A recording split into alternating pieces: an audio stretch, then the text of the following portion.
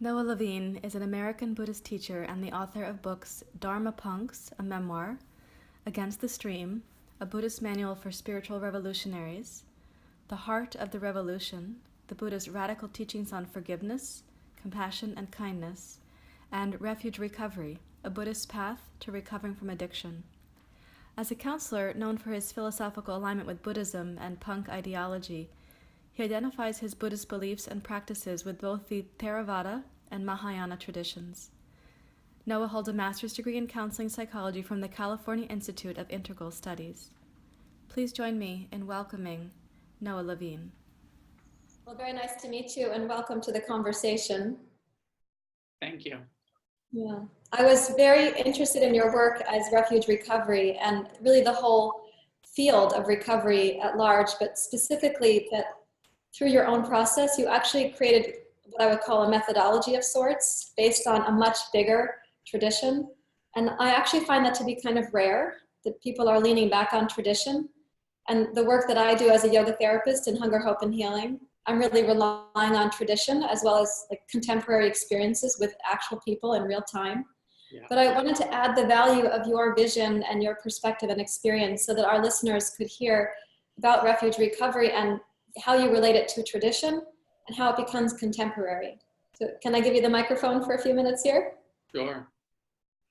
And of course, it was a very intentional action to acknowledge that what we're doing is an ancient tradition, is a religion to many peoples, that comes from 2,600 years of people applying the teachings of the Buddha. And of course, we find in modern culture, modern Western culture, a lot of talk about mindfulness, and so many people who've done so many wonderful things with secularizing and pulling out of ancient tradition and kind of pretending like they made it up either, or not acknowledging, or just kind of trying to separate it from the tradition that it comes from, which to me also makes sense because it casts a wider net for the Judeo-Christian, Islamic, theistic worldview that people have, to say this isn't Buddhism, this is psychology, makes sense.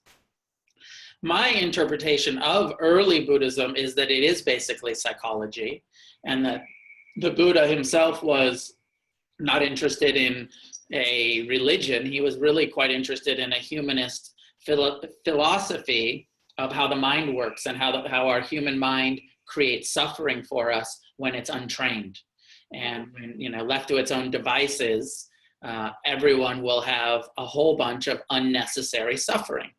But that there's a methodology that the Buddha discovered called mindfulness, called compassion, called wisdom, that can end suffering for us. And so Refuge Recovery follows the Buddha's Four Noble Truths, which are also the Eightfold Path. The first truth is that everyone has some suffering in their life, and that addicts have an extra helping of suffering, and that addiction itself is a form of suffering, and not only for the individual addict, but also it causes a lot of harm and causes a lot of suffering in the world. The cause of suffering, traditionally, the second noble truth, is that there's a repetitive craving that we're all born with. It's our survival instinct that we're born craving for pleasure and having aversion to pain and clinging to impermanent phenomena, and that the addict has that same repetitive craving that everyone has, but something's happened in the addict's experience that makes the craving even more intense, makes the craving addictive, and to the point where we become dependent and addicted to temporarily pleasure-inducing experiences that allow us to avoid some pain, create some pleasure, and then a repetitive cycle that becomes addiction. That's not the ordinary craving that everyone has. It's a very extreme state of being.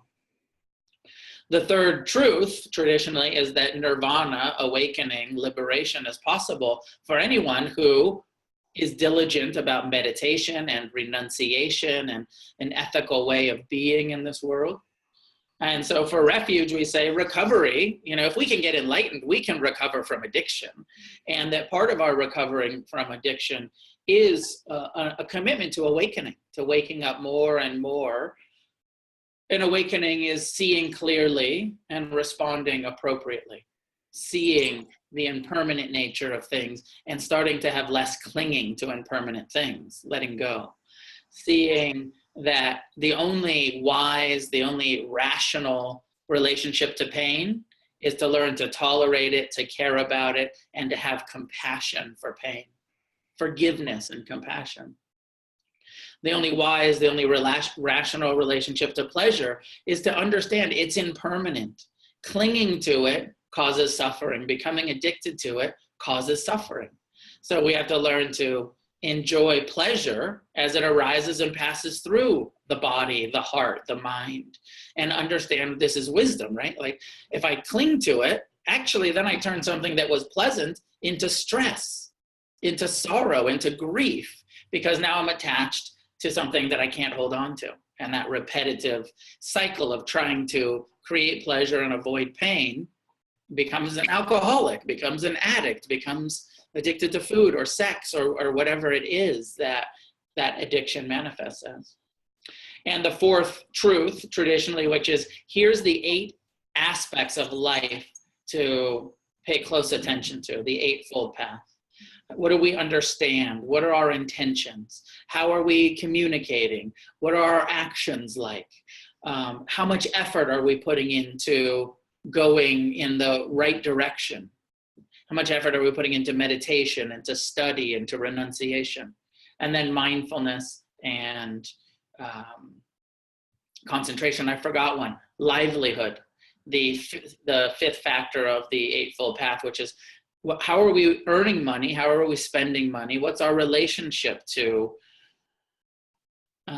material, sensual, financial things? So all of that, which can be broken down into wisdom, ethics, and meditation, become the Buddha's teaching, the ancient, early Buddhist teaching, very simple, very clear. This is the path to freedom.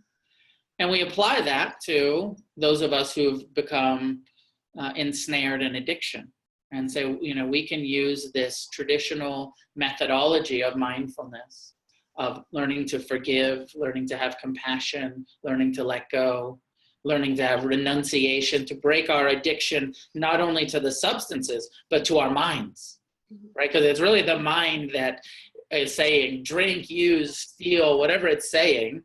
And mindfulness gives us that, as you know, it gives us that ability to say, oh, that's just a thought. I don't have to obey my mind. And often my mind has terrible advice. Often my mind doesn't actually have my best interests at heart. And so a wisdom perspective of those addictive cravings that arise in the mind are experienced by the body are something that we can set aside, that we can allow to pass, because they're also impermanent. Impermanence is key. Impermanence is good news half of the time and terrible news the other half of the time when something wonderful is happening and we want to keep it, but we can't keep it. Yes. So yeah, for me, I love Buddhism. I've been practicing for 29 years. It was my early, it's what got me sober. It's what kept me sober. I've also done a lot of 12-step work. The Judeo-Christian philosophy of the 12 steps never really made sense. I don't believe in God. I don't believe that there's some magic power that's going to remove my cravings or my low self-esteem. But Buddhism made sense because it said, no, you have to do the work. Through your own efforts, you can change your relationship to your mind, to pleasure, to pain, to the self. I was like, oh, okay, this actually gives me hope. I don't have to wait for a magic intervention, grace of something. There's an actual humanist, psychological, practical application through meditation that made sense to me. So I've always practiced Buddhism from the beginning. And then eventually I was like, I gotta make this more available to people that are trying to recover, because the dominant paradigm of the 12 steps I like a lot of it. It's a wonderful community. I don't have many bad things to say about it. And it doesn't fit for everyone. It fits really well for Christians. It fits really well for theistic-minded people who already believe in God. But those of us that doesn't make sense to, then you're left in this, well, I have to pretend like I believe something that I don't really believe.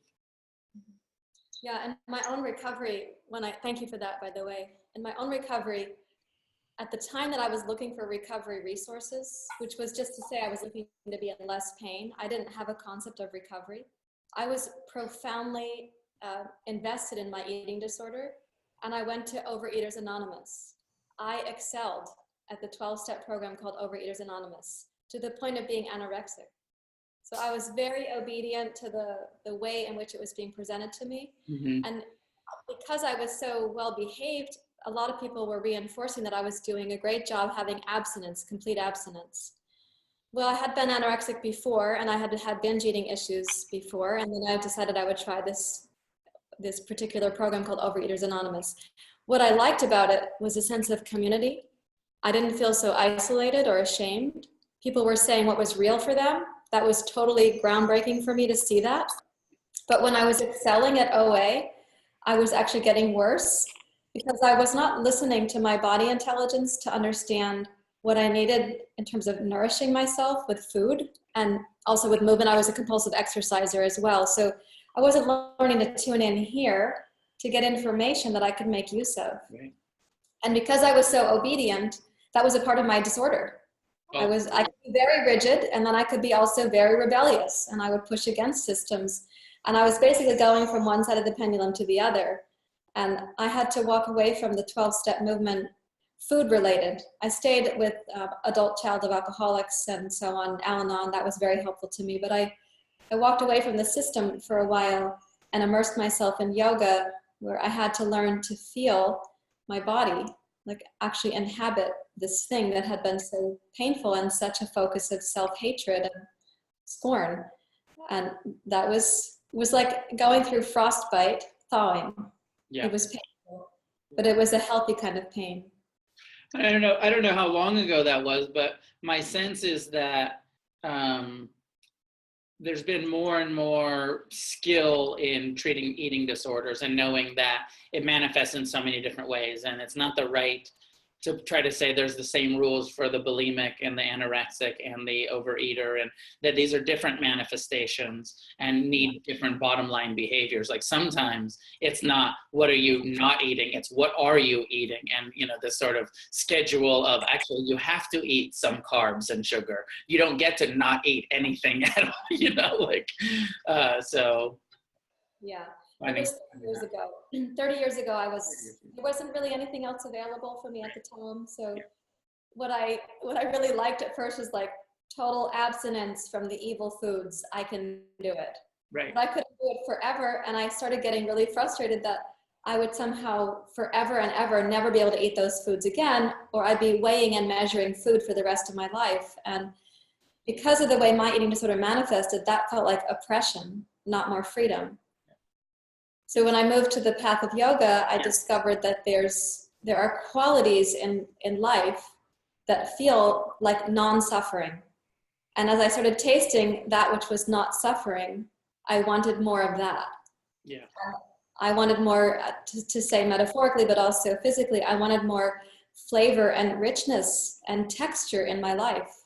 And that happens to be a food metaphor, but it's also a body metaphor and a life metaphor. And yoga happened to nudge me in that direction at just the right time.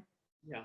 And in Refuge, we're doing our best to say addiction is addiction, and it manifests in a lot of different ways, whether it's in an anorexic addiction or a sex addiction or a drug addiction or alcohol, it's not so much about how it manifests, although some of the renunciation, because we say, yes, we're an abstinence-based process.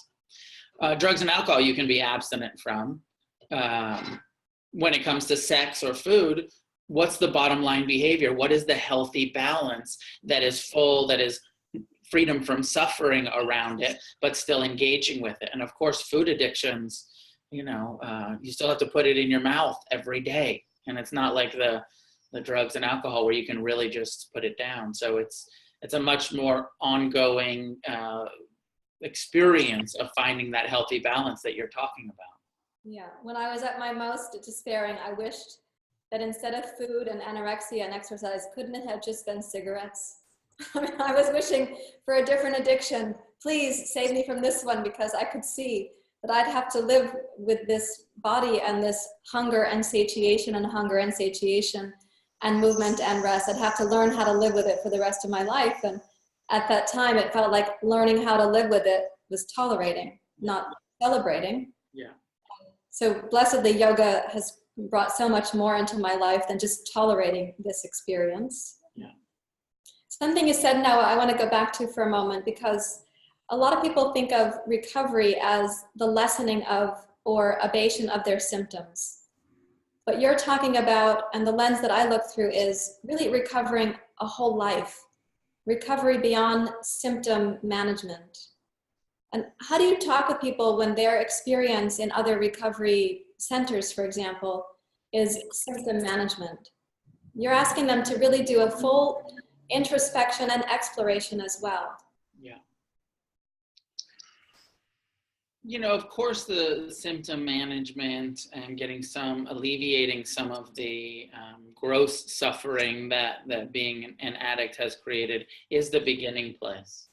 Mm-hmm. But what Refuge is saying, what Buddhism is saying, is that through this process of learning to be honest and ethical and have integrity in our speech and our actions, through training the heart and the mind in developing mindfulness, seeing clearly, developing compassion for pain, forgiveness. We start self-forgiveness practice because so many of us have such low self-esteem or self-hatred or, resentments. The mind loves to hold on to that stuff. So we start training the mind in forgiveness right from the beginning. And then recovery becomes not just the abstinence from the drugs, the alcohol, the behaviors, but recovery becomes, can we uncover a true nature, a Buddha nature, a wisdom, a compassion, a loving kindness, and an appreciation that has always been here and that it was dormant. And so recovery becomes uncovering. This humanist belief that actually human beings have the potential to be free, to be awake, to be happy, but that there's all of the things that are blocking our happiness. And that is our clinging, and that is our aversion, and that is our self-centeredness. So the process of Buddhism is, let's get free from the clinging that's blocking our happiness. Let's get free from the aversion, the hatred that's blocking our happiness. Let's get free from the belief in the I, me, mine stories that's blocking our happiness. And when you get free, you uncover this freedom, you recover this freedom that is way more than just the ordinary average suffering of humanity. It's like it takes you really to a whole nother level. I like to reflect on two things here. One is like psychology, and early psychology, especially like psychoanalysis, who've said, I think the best we can do is transform neurotic suffering into ordinary suffering. And the 12 steps, the early 12-step literature says, if you do this, you will recover from alcoholism, and you will become like a normal person, like a worker amongst worker, a woman amongst women, which is also pointing to, like, we can end the neurotic suffering, the addiction suffering but then you just have the ordinary average suffering of humanity. And what we know, like, everyone's a bit unhappy. Everyone's a bit, suffering unnecessary unhappiness in their life. And Buddhism says, actually, you can be truly happy. You can live your life in this human condition, in this body that craves pleasure, that hates pain, this mind that is self-centered. It's not your fault. The mind does it all by itself. And through this systematic approach, you can be at ease with your self-centered mind. You can be at ease with the fact that you like pleasure and you don't like pain, and you have to deal with both. Right? So I love that, like, that Buddhism just takes it and it's very practical. And it's very like, no, this is the path and this is how you do it. And then, you know, we get people into detox, residential, sober living. And I watched them over this 90-day period of treatment with us at our treatment center, Refuge Treatment Center. And you just see the kind of the skills building. Oh, okay, I'm clinging a little bit less. I'm forgiving myself a little bit more. I'm developing a little bit more ability to sit with discomfort. And you just watch the process. And then, as you and I both know, decades and decades into it, it's not a quick fix. It doesn't change everything overnight, but it just changes the direction of our attitude and our outlook and our behaviors. And then you know, 5 years in, you're like, yep, suffering less. 10 years in, you're like, yep, suffering a lot less. 30 years in, you're like, still suffering some, but a lot less. Yeah, very true. Very well said. Yeah. So in yoga, and I put this in my book, Hunger, Hope, and Healing, there's what we call the 5 causes of suffering. And I actually state them similar to what you were saying, where the first cause of suffering in yoga, we call this in Sanskrit avidya, the absence of wisdom, the loss of wisdom. Mostly it gets translated as ignorance, which I sort of put a little line through, and I translate it as forgetfulness. It is forgetting that there's this basic indwelling nature that is already consciousness and grace and love, and has that potential to shine out. The first cause of suffering is forgetting that. So I paired that with the first cause of joy, the first source of joy. And I had to make this up because this is a contemporary view on a classical teaching. So the first source of joy that I experienced and that I paired with avidya is awe. Remembering that awe is actually happening.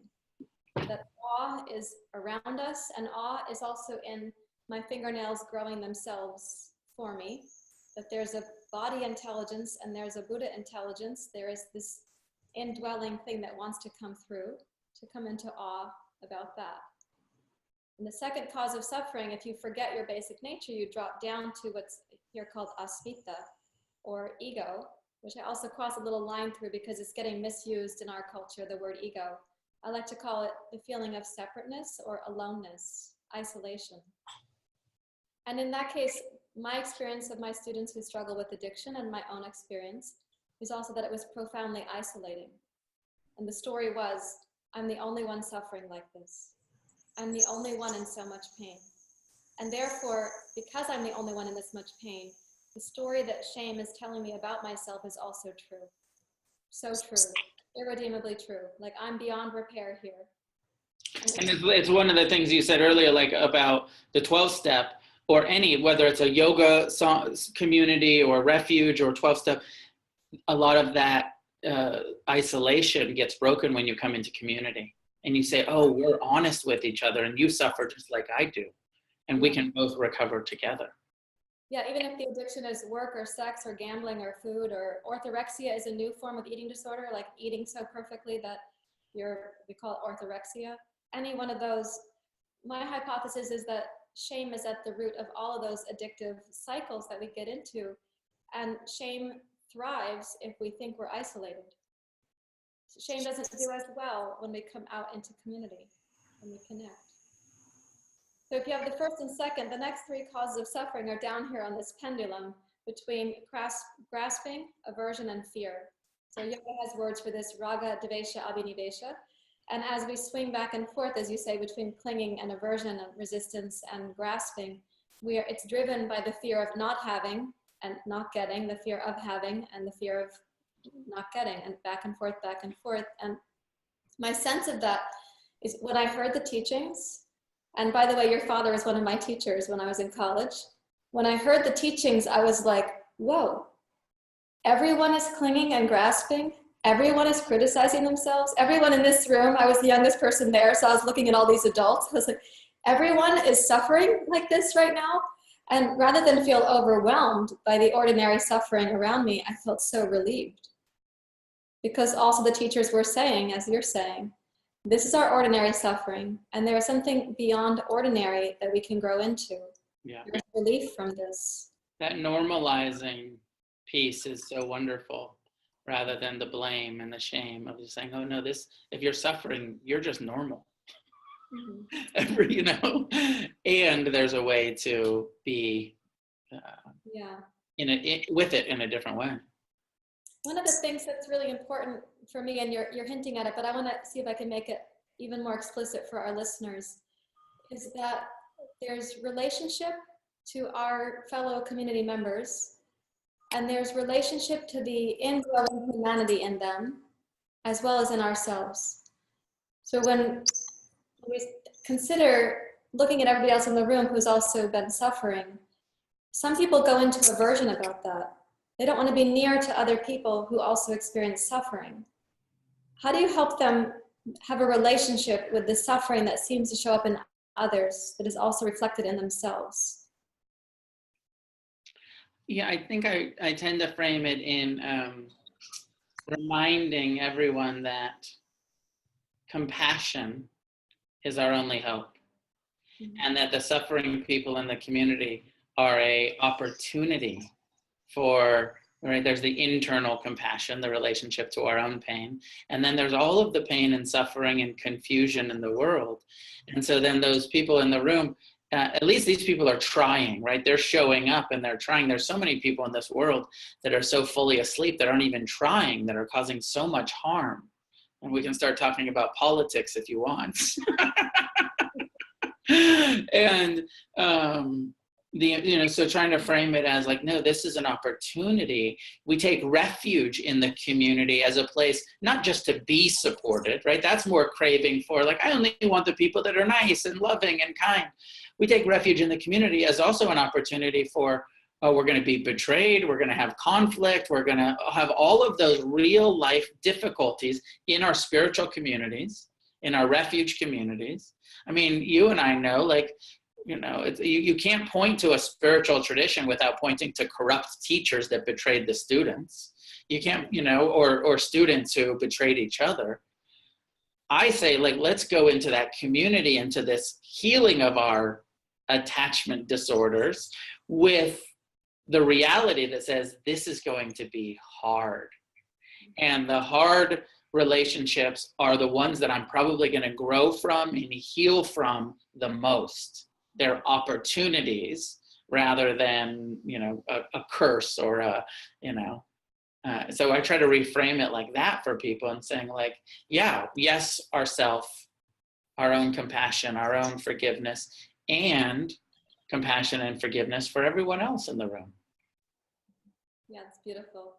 Beautiful. This is also one of my practices in yoga is we call compassion or karuna from the Brahma Viharas. I'm sure you're familiar with those.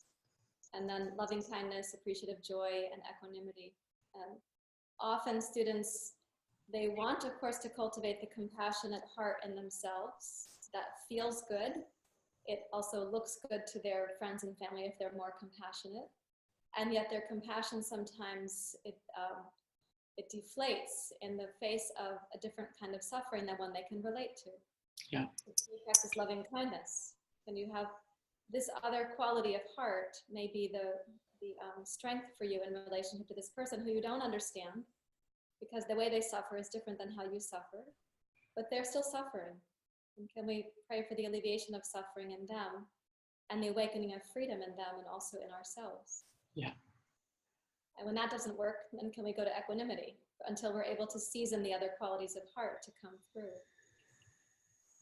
I mean, I feel like equanimity has helped me so much in that dynamic of, the way that, as you know, the Buddha says, and this, I feel like the equanimity teachings are the best for what we would call the Al-Anon, or the friends and family of the addicts, where we can suffer so much about, like, I love you so much, why are you an addict, or like, and that equanimity teaching that says everyone has their own karma.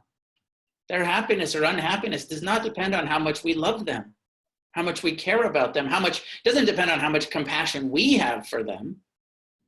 It only depends on how much compassion they have for themselves. And then we can, kind of say, oh, I thought if I loved you enough, you wouldn't suffer so much, right? Which becomes like the codependency or the, clinging. An equanimity that says, no, everyone has their own suffering, their own karma. They're responsible for their responses to what's happening in their lives. We can't change that for anybody. Our job is to love, is to care, is to forgive, to be free, to be an example, to be an inspiration, all of that stuff, but to not suffer about other people suffering. And that empathy, I mean, I feel like you're also pointing towards, true compassion isn't, it doesn't always feel good. We think of like compassion as this like soothing, oh, I care so much. But actually it's really putting yourself in the fire. It's saying, I'm willing to empathize and to feel your pain with you. And compassion doesn't make pain go away. No. Right? And so that's where people are like, well, no, I wanted compassion to make everything okay. And the compassion's job is just to remove that extra layer of fear and anger and hatred and confusion and ignorance, that pendulum you're talking about.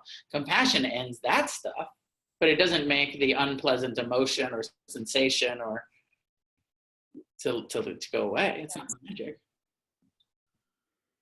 Yeah, we like to say compassion, I like to define it as passion means to suffer, and com means to be with, like communion, communication, community. So compassion is my heart's ability to vibrate with the heart of another when suffering is present.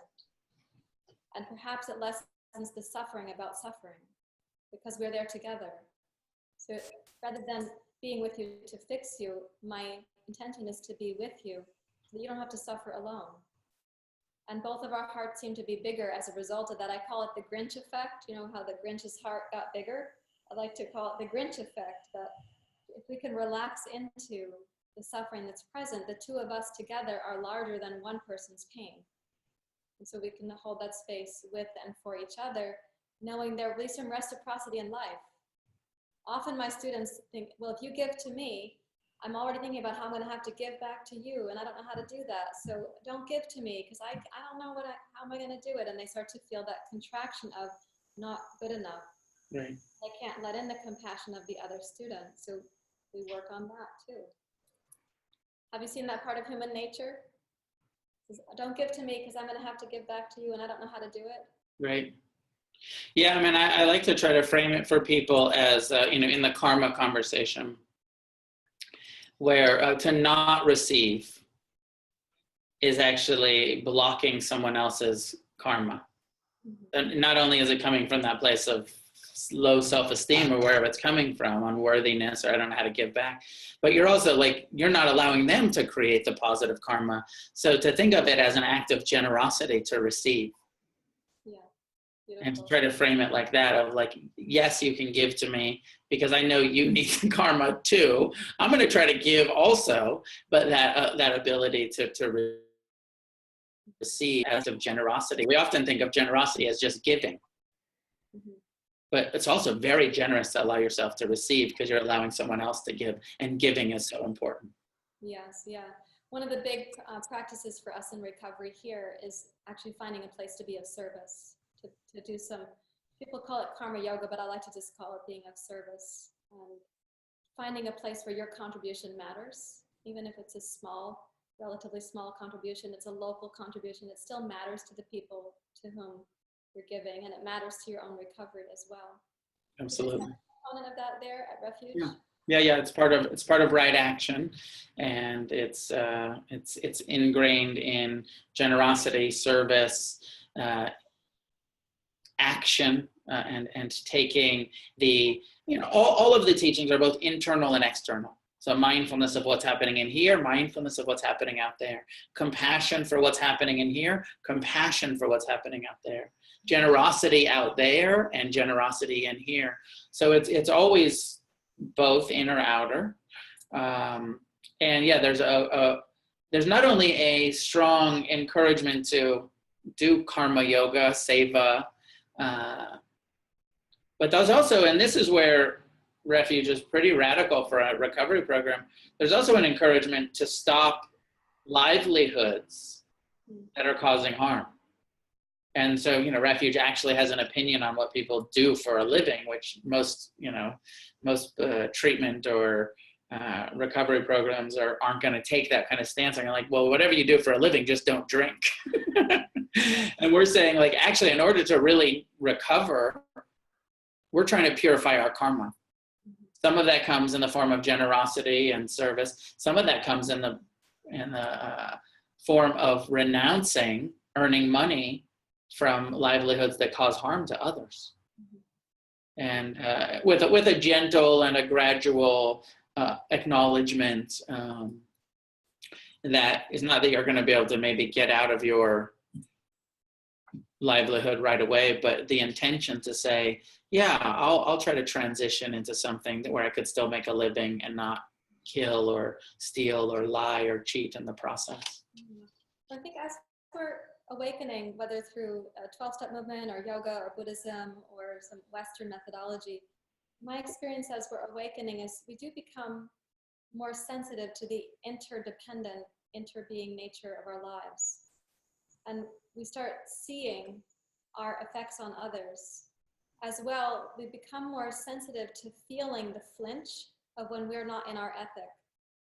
And that flinch is part of how addiction began anyway, an early flinch about something, a disconnection to our essential self, or somebody else's disconnection to our essential self, where they saw us in a way that was overwhelming to us or invasive or unkind, and we flinched in the face of that. So if we feel the flinch of when we go out of our ethic, and we can remedy that, not by giving more money, but by actually remedying the circumstances for our lives, it is a part of our recovery, like recovering our integrity and wholeness. And there's so much power in that. There's so much, wholesome energy in Buddhism. We talk about living our life where we're blameless in the eyes of the wise.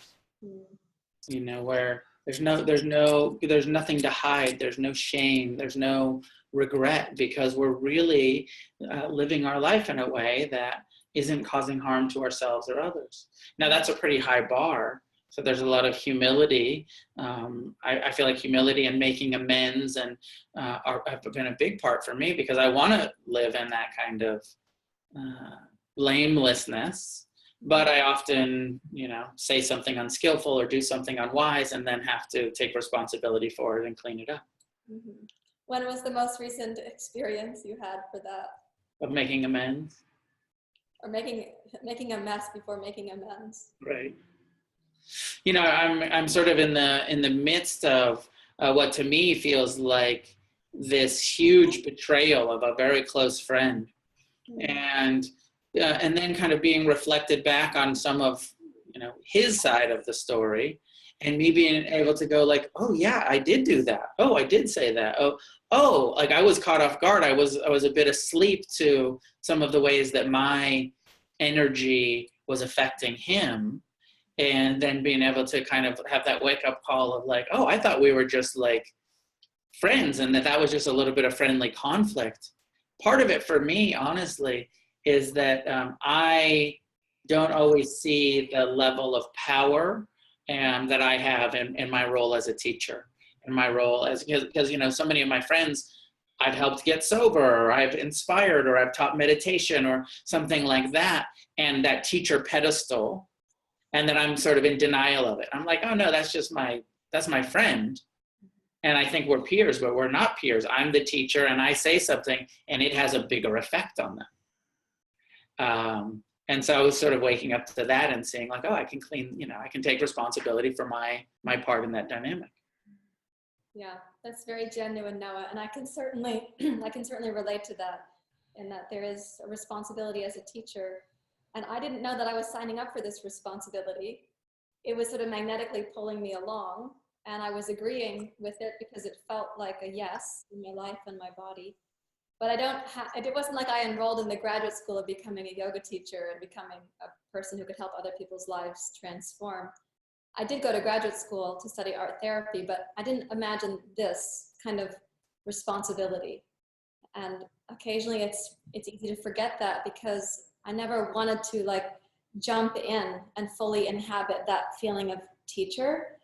But now I see that people are relying on some maturation in me and my life, and it benefits me to consider that to be an honor. and to live as well and wisely as I can in that.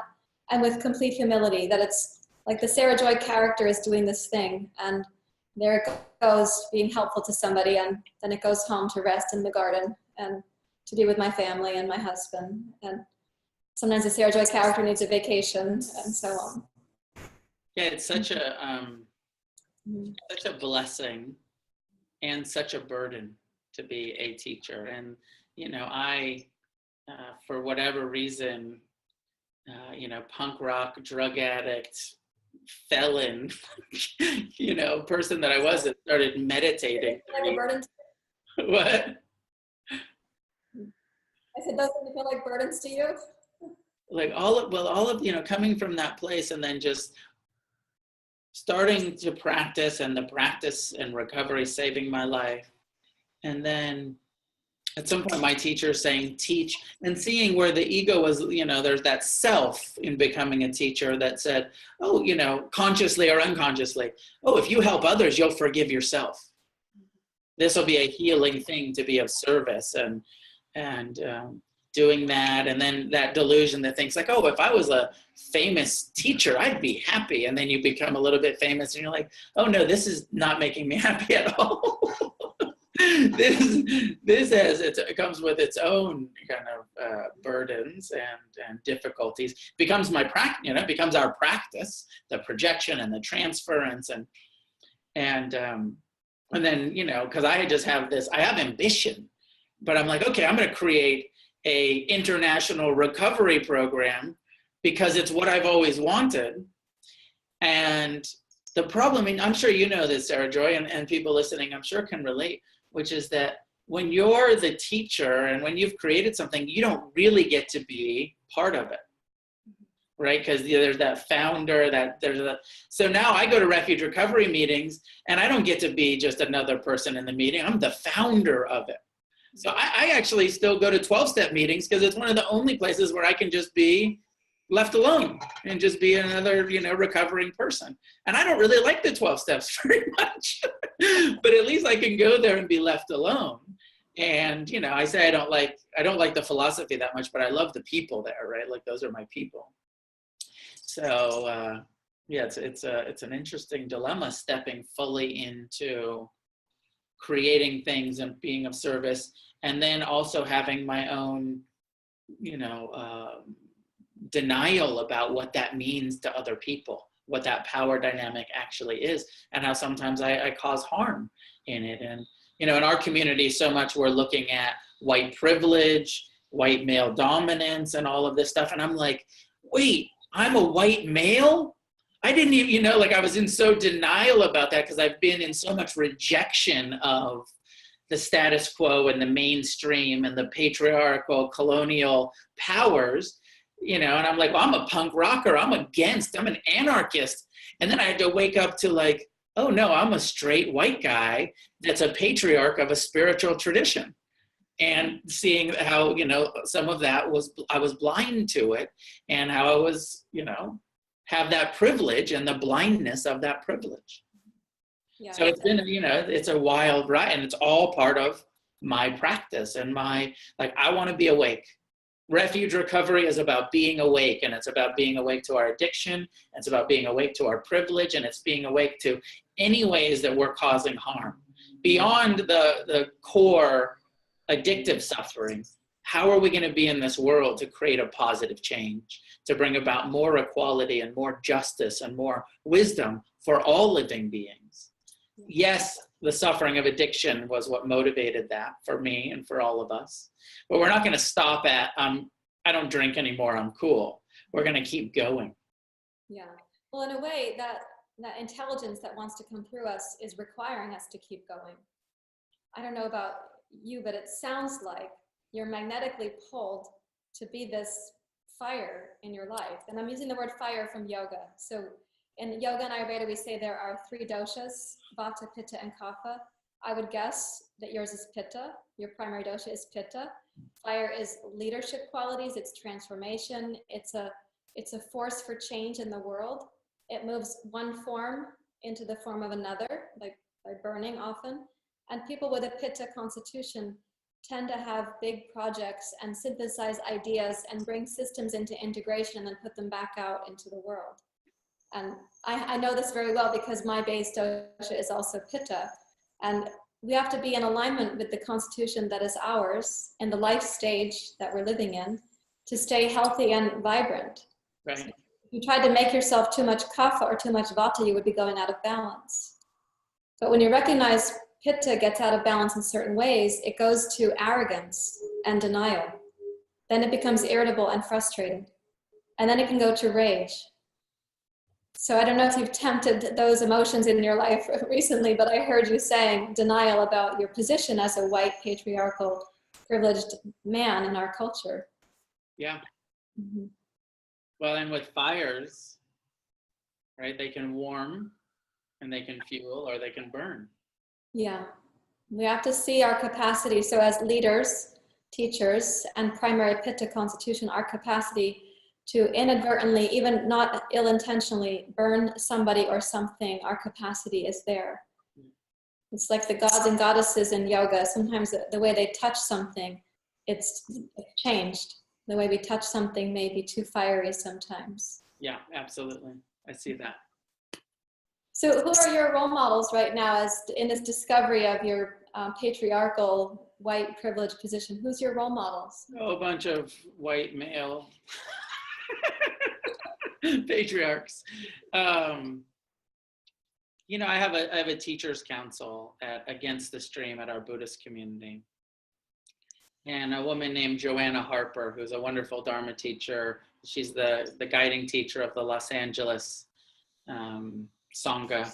And Vinnie Ferraro, who's the guiding teacher of the San Francisco Sangha, and Matthew Brensilver. And these are four old friends and, you know, who've really been building this together with me. And so we actually spent this whole last weekend looking at these issues of personal and racial, you know, equality and justice. And so those four, you know, are very much supportive to me in this. And you know, I've just been trying to read up more and more on, I was inspired by the Ta-Nehisi Coates book, and I'm a big fan of Angela Davis, and, you know, so I love to read literature, and that kind of knowing, like, this is my job to educate myself. Our community has been doing a lot of trainings with a woman named Ruth King, who brings in racial trainings on race, and especially for the Buddhist community or spiritual communities. And so, you know, just I'm 100% willing to sit in the fire, and I had to really wake up to, like, it doesn't matter how many tattoos and how much you want to separate yourself from the mainstream. I still walk through the world with that straight white male privilege, and that's the reality that I inhabit. And how do I take responsibility, become an ally, and see clearly and respond in a wise way. And what are you finding is changing in your daily life with that awareness?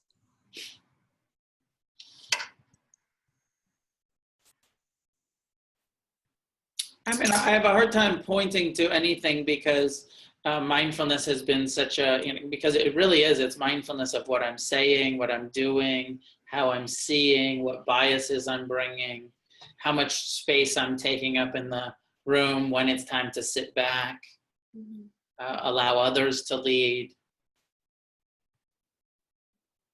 So it is really just that pause, and that sometimes intentional. There's a little bit more renunciation, a little bit more ability. Speaking about race is a bit uncomfortable for me as a white guy. And so pushing myself into that discomfort of saying, like, I'm going to talk about this in every interview.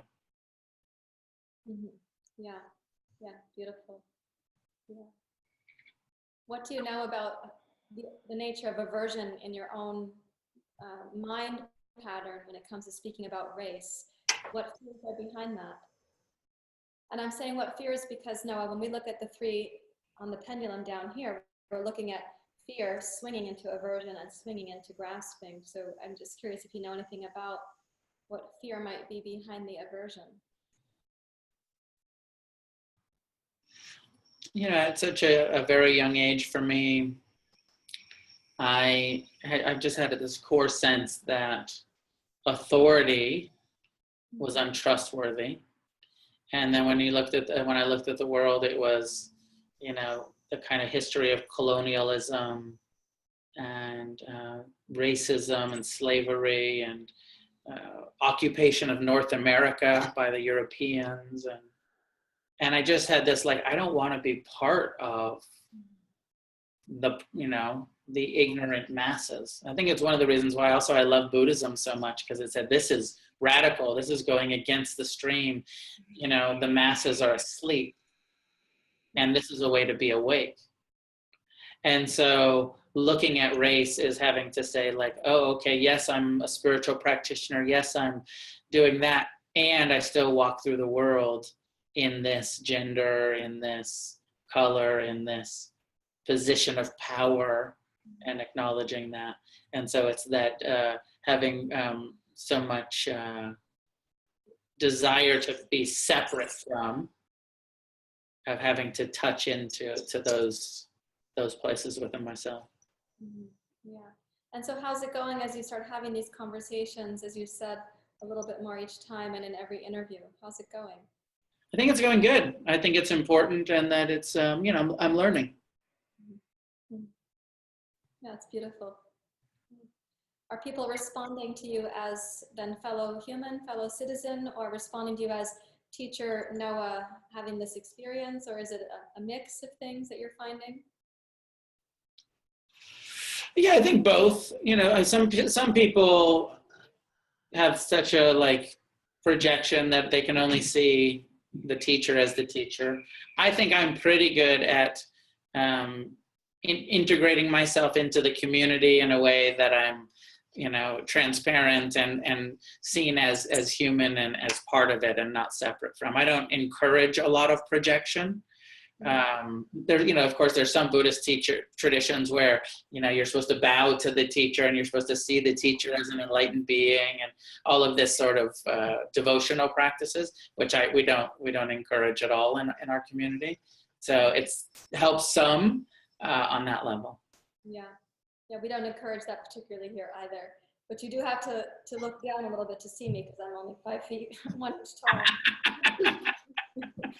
There's a little, you know, that say those doors in India in the old homes are short because people had to bow to enter the house.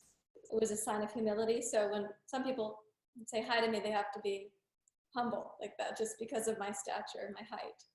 I was in France about a month ago teaching a retreat, and it was they had a sort of Zendo place, and it was like that, where it was built so that you had to at least bow your head a little bit to get into the meditation room. And I did pretty good. I only hit my head on it once. That's good. Going in and out several times a day. There was just one time where I didn't quite get down, and then you wake up. Yeah. I want to ask you about something. It comes to mind as we're talking about height and stature, and it's been a critical part of my own recovery, though I wasn't planning it. Again, it was like a magnetic tug to do the next thing, and that was to leave Brighton Beach Hot Springs and to go teach yoga in prison. To walk into the men's prison, you can imagine that I'm not the tallest person in the room. I never have been, and I won't be. But when I went in to teach yoga in prison, I was greeted only with respect and humility from the students. I mean, the feeling tone that was the right place to be at the right time, and I've been doing it for 20 years now. It's still a very strong yes in my whole being to be in this kind of service, to be in this community on the inside. And I think you have a similar passion for this kind of service. You know, I don't do a lot of it anymore because I started meditating and got sober while I was in juvenile hall in 1988. And had been in and out of that, you know, youth jail over and over in my adolescence. And when I started meditating and I got sober, within a few years, I started going back into the same juvenile hall and offering meditation instructions and bringing some recovery support in them. And then I set up an organization called the Mind Body Awareness Project that goes into, and at one point it got quite large and had a lot of support and was in San Francisco and Marin and Oakland and San Mateo and Santa Cruz. And we were this pretty big mindfulness, inside juvenile halls.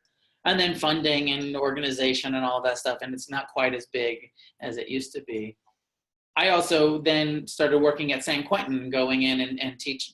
I did my internship for my master's degree, my psychotherapy degree, at the prison, and I enjoyed that, and I feel like because I have some history of that, it's connected. But I also completely know that you don't have to have been there, like your experience, in order to be deeply appreciated and effective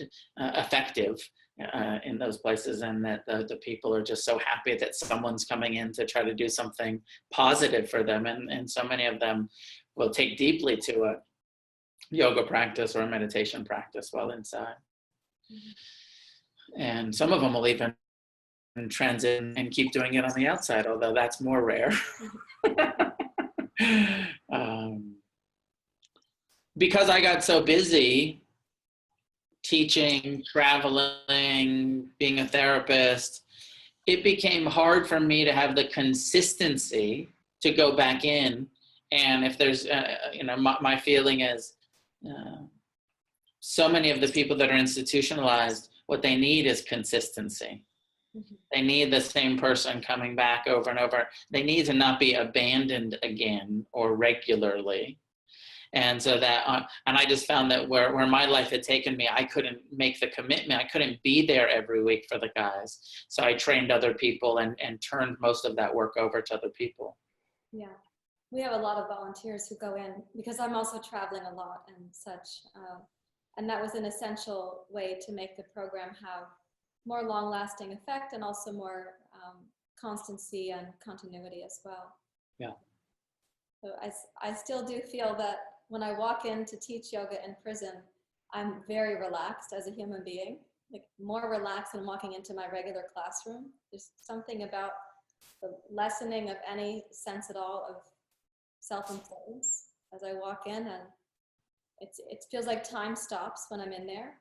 The class is beautiful, and then we walk back out, and I feel like I had a long meditation, like hours of meditation.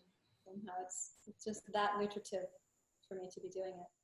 Yeah. I recommend to people that they find the zone in which they experience that kind of nourishment from life as a way to fortify their recovery.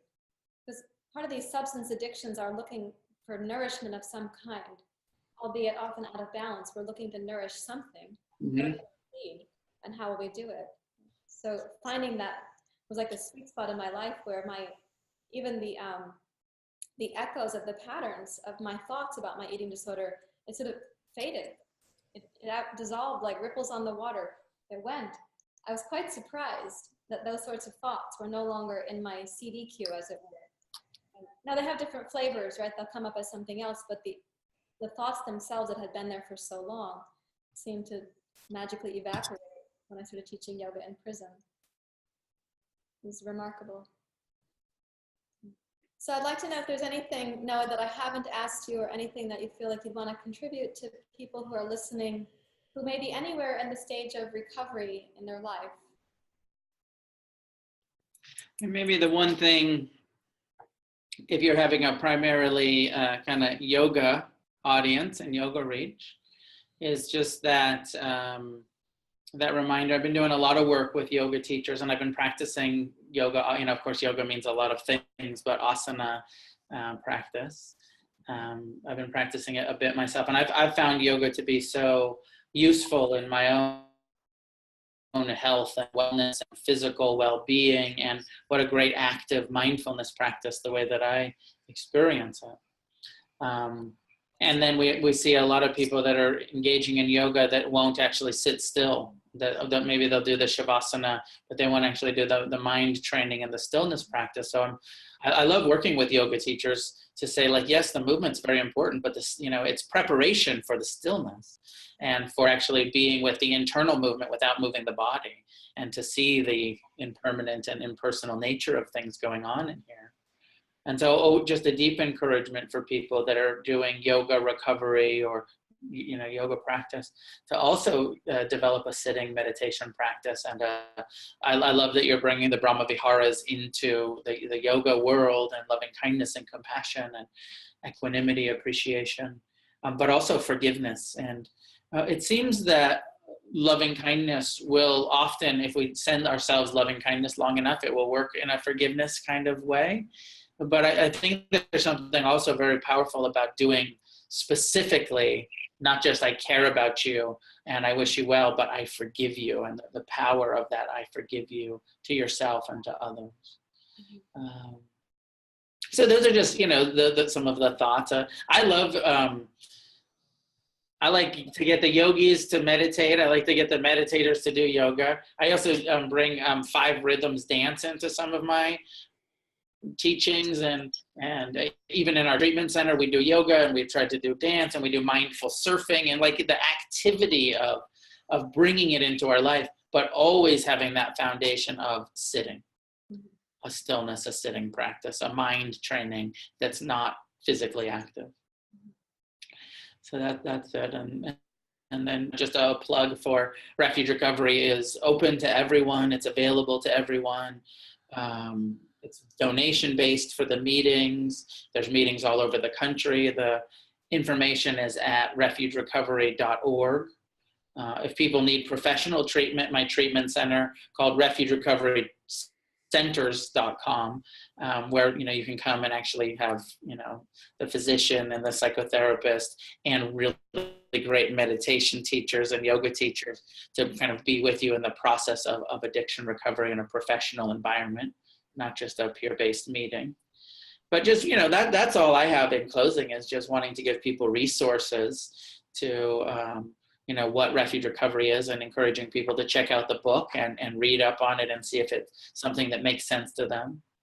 And then maybe just saying that even though I've said some things about 12-step, that most people are doing both 12-step and Refuge, including myself.